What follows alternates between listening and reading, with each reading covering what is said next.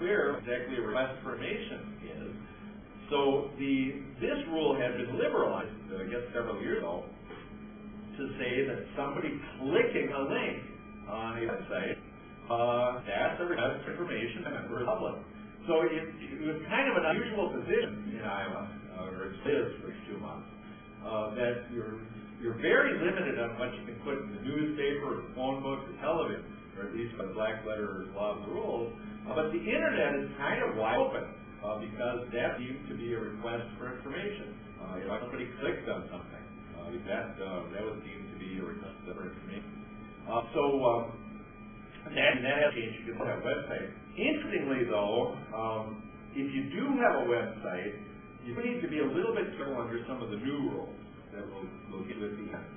Because there's one provision in there when they're talking about trading, that if you have a website, you might need to register your domain name with or even if it's not your domain name, which will be, you might need to register that as if it were a trade name.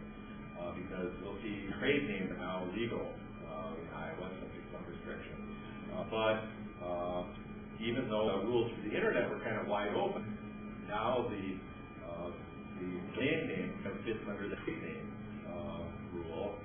So kind of ironically, the internet is now a little more restrictive than it was. So we'll get to that in a little bit. But those things were never advertising, and you could do those.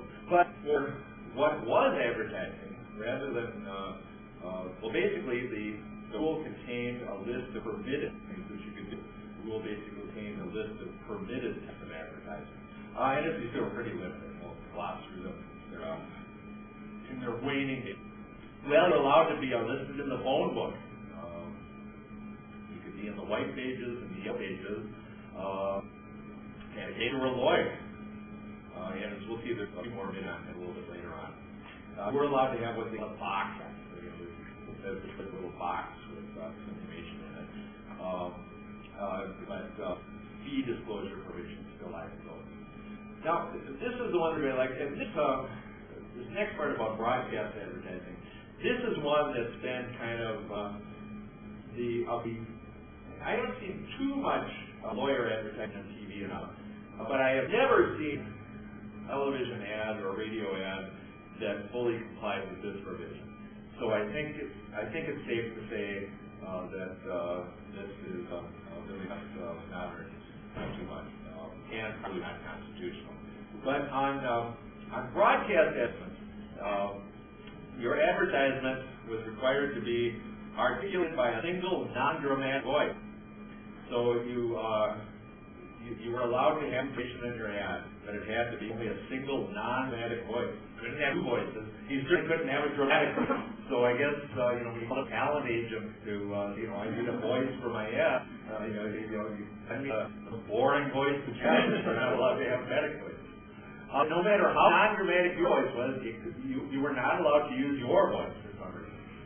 Now again, that's one where I think we've not really seen that honored because I think that's a pretty clear violation of the First Amendment to say that you can't go on the radio and say, "Hi, I'm a lawyer," when that statement is truthful. But that's what the black letter of the rule said, and it never went up to the U.S. court, even though there were multiple violations. I think your state bar wisely concluded that was not worth fighting. Now, those are radio ads. You had a single non-voice. One, I never saw this followed in any lawyer ad. You were permitted to advertise on television, but no visual display was allowed except in print as articulated by the announcer. So you couldn't have any picture of anything. You just had to have a black screen, and as the announcer talked, the words would scroll dramatically across the screen. Again, I never saw that followed, but that was the rule. You were required to keep copies of any advertising for 3 years. I think there might be a similar provision to that. And also, even though it's not technically within the definition of advertisement, you need to keep a copy of your website for 3 years. So those are the type advertising that are specifically permitted by the rule. What can be in your ad? Well, not much. There are 14 things.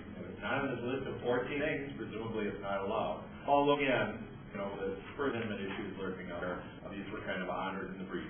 You can give your name and your address or phone number and so forth. And you can say you're a lawyer. Well, it wouldn't be too effective if you couldn't at least say that.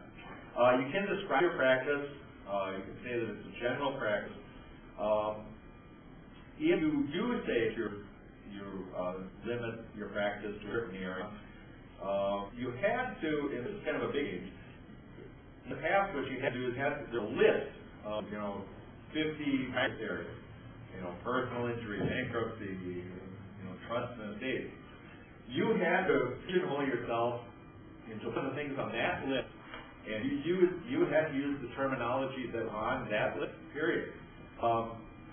One of the public comments I saw about that was, that's kind of a hardship for some attorneys, because one of the commenters, she said that she practiced in the area of military pensions. So it's kind of a pretty narrow area of the law, and if you had some issues with your military pension, you would probably want to find that attorney because that's what she specializes in. But military pensions was not on the list. On the list, there were two entries for military law, and there was something about pension law or something. Well, her practice really didn't have anything to do with military law. She didn't do marshals. She just dealt with the pensions. That area, was very different from private pension or civil service pension. So she really had difficulty communicating to potential clients what her practice area was. So I think that kind of was kind of a good realization. But you were allowed to describe practice, and of course still are, but you were pretty limited in how you could do it. You could be allowed to take your date and place of birth, and date and place of admission to the bar, what schools you attended, what public office you held. You could date your military service, legal authorship. If you're Prosser, you can say I wrote Prosser on torts. Legal teaching position. I'm professor of law at the University of Iowa, or whatever. You can say that you're on the bar association and what committees, members, what committees you're on. Technical and professional licenses. If you're a CPA or a PE, you can state that in addition to the fact that you're an attorney. Membership in professional societies and foreign languages. That was it for permitted advertising. Pretty limited was allowed, although like it was studied in later years, kind of honored in the brief. There were several rules on communicating your fee. Probably not changed too much, but reworded almost entirely. You were allowed to communicate your fee from initial consultation, that you tax, what your rates were for things, that you had a fee schedule, what your fixed rates were, what your hourly rate were, whether you can accept credit cards. And there were certain disclosures that had to occur whenever you talked about it. Now, there's a special provision if this is not advertising. We'll talk in a minute about solicitations which you mail out to particular people. But if, under the old rule, we're still talking about the old rule, if your advertisement of anything talked about instituting litigation, then, so as I said, you were injured by, this drug, you couldn't sue. Well, anytime you mention the institution of litigation, you were required to disclose, kind of in this pretty precise language, that filing a claim solely to coerce settlement or harass another could be illegal. And that you might be liable for abuse process. So anytime you talked about proposing litigation, you had to include those disclosures.